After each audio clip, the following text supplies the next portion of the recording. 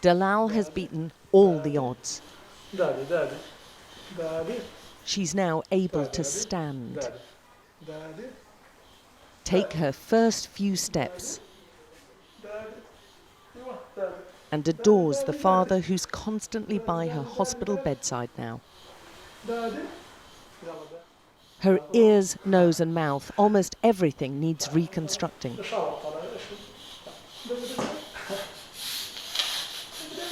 And she can't talk because of the tube in her throat helping her breathe. She is a mass of red raw scars, her hands amputated, but to her father she's beautiful, and to the doctors she's a miracle. We first reported on Dlal at the start of the year. She was rushed over to Turkey from ادلب in Syria,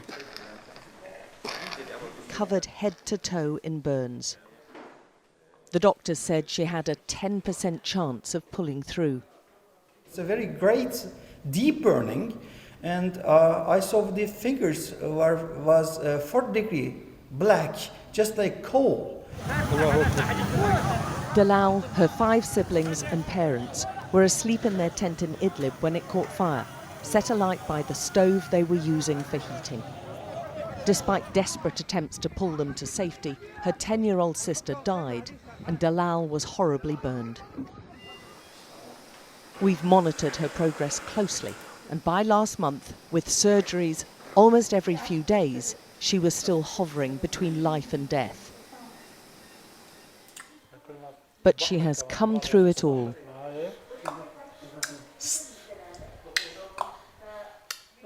She communicates with clicking noises, mimicking her father's kisses, and holding up what's left of her hand to receive them too, as well as her foot.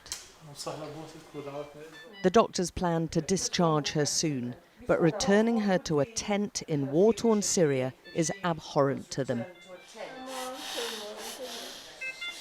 So far, all the medical treatment's been provided free by Turkey, but her reconstructive surgery will cost, and she faces years of treatment and years of surgery. Her physio manoeuvres her arms, which are already seizing up with the skin grafts she's had. Painful to watch, painful to endure, painful to carry out. Turkey's hospital wards are filled with Syrian victims. More than 4 million refugees are now camped inside the country. Dlal's life is not going to be easy. She's going to spend it struggling.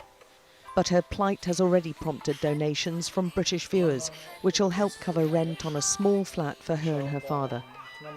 And the doctor who treated her first says she's cheated death 3 times. He cannot believe how far she's come. This is the 3rd time we are together. And then I said, yes, you can go, girl, you can go. As all these periods can be called miracle. Not just once. All the period is a miracle, for my opinion, as a doctor.